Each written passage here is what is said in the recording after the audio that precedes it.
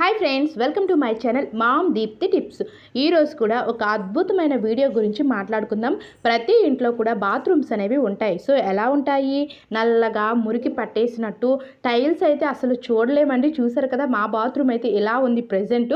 So ఇలా ఉన్న బాత్రూమ్ని మనం నీట్గా నెక్స్ట్ బాత్రూంలో స్మెల్ అనేది మంచిగా రావాలి. అలాగే టైల్స్ పెట్టేటప్పుడు ఏ విధంగా కొత్తగా మెరిసిపోతాయో అదే మాదిరిగా ఇప్పుడు ఉండాలి అంటే ఇప్పుడు మనం ఒక సూపర్ లిక్విడ్ని పైసా ఖర్చు లేకుండా మనం ఇంట్లోనే ప్రిపేర్ చేసుకోవచ్చు. సో అది ఎలా ప్రిపేర్ చేయాలి, బాత్రూమ్ని నల్లగా ఉన్న బాత్రూమ్ని మనం తెల్లగా మిలమిల మెరిసేటట్టు టైల్స్ని మిలమిల మెరిసేటట్టు ఎలా చేయాలి అనేది ఇప్పుడు చూసేద్దాం.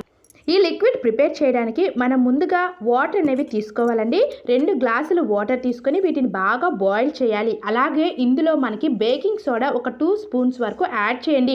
బేకింగ్ సోడా వేయడం వల్ల ఏంటి అంటే పాతగా మురికి పట్టేసిన వస్తువుల్ని బేకింగ్ సోడా అనేది క్లీన్ చేసి తెల్లగా మార్చడానికి చాలా బాగా యూజ్ అవుతుందండి. మురికిని రిమూవ్ చేయడానికి బేకింగ్ సోడా యూజ్ అవుతుంది.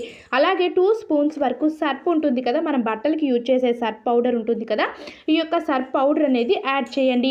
సర్ఫ్ అండ్ ఈ బేకింగ్ సోడా 2 కూడా మురికిని రిమూవ్ చేయడానికి యూజ్ అవుతాయి. నెక్స్ట్ ఒక లెమన్లో ఒక హాఫ్ వరకు అంటే ఒక స్పూన్ వరకు కూడా నిమ్మ రసాన్ని కూడా ఈ యొక్క వాటర్లో వేసుకోండి. ఈ వాటర్ మొత్తాన్ని కూడా బాగా మిక్స్ చేయండి. ఈ 3 ఇంగ్రీడియంట్స్ కూడా మురికిని రిమూవ్ చేయడానికి చాలా అంటే చాలా బాగా యూజ్ అవుతాయండి.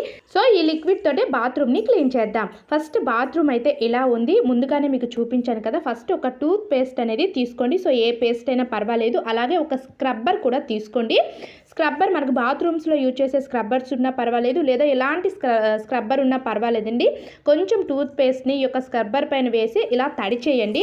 ఇలా తడి చేసి మీ యొక్క టైల్స్ ఉంటాయి కదా, బాత్రూమ్ వాల్ ఉంటుంది కదా, ఈ యొక్క టైల్స్ పైన బాగా రుద్దండి. ఇలా రుద్దడం వల్ల ఏంటి అంటే మురికి అనేది చాలా వరకు రిమూవ్ అవుతుందండి.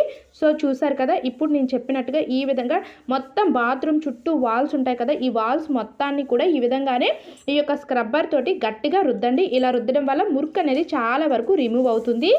నెక్స్ట్ బాత్రూంలో ట్యాప్స్ ఉంటాయి కదండి. సో ఈ యొక్క ట్యాప్స్ని కూడా మనం ఈ విధంగా క్లీన్ చేసినా సరే చాలా వరకు క్లీన్ అవుతాయండి. సో చూసారు కదా, బాత్రూమ్ అయితే ఎలా టైల్స్ అనేవి బాగా మురికి పట్టేసి ఉన్నాయి కదండి. సో ఈ విధంగానే ఫస్ట్ స్క్రబ్బర్ తోటి గట్టిగా రుద్దాలి. నెక్స్ట్ మనం ప్రిపేర్ చేసుకున్న ఈ మ్యాజిక్ లిక్విడ్ ఉంది కదా, సో ఈ లిక్విడ్లో ఈ యొక్క స్క్రబ్బర్ని ముంచి ఇప్పుడు ఈ యొక్క టైల్స్ ఉంటాయి కదా, ఈ బాత్రూమ్ వాల్ టైల్స్, వీటిని నీట్గా క్లీన్ చేయాలి. చూసారు కదా, మీకు వీడియోలోనే అర్థమవుతుందండి. లైవ్ రిజల్ట్ మీకు చాలా వరకు తెలుస్తుంది. ఎంత నల్లగా ఉన్న టైల్స్ అయినా సరే ఈ యొక్క లిక్విడ్ వేయగానే చాలా వరకు కలర్ అనేది చేంజ్ అయ్యి చాలా నీట్గా ఉంటుంది. మురికి అనేది చాలా వరకు రిమూవ్ అవుతుంది. సో చూసారు కదా, నేను అందుకోసమే పర్టికులర్గా చాలా క్లియర్గా అయితే చూపిస్తున్నాను.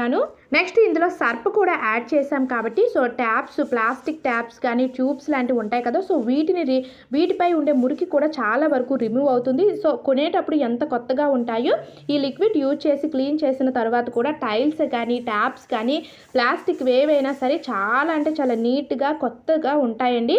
సో చూసారు కదా, ఈ యొక్క మొత్తం కూడా క్లీన్ చేసాము. నెక్స్ట్ ఇప్పుడు ఫ్లోర్ చూసారు కదా ఎంత మురికిగా ఉందో. ఇప్పుడు ఈ ఫ్లోర్ను కూడా ఇదే లిక్విడ్ తోటి క్లీన్ చేస్తాను చూడండి.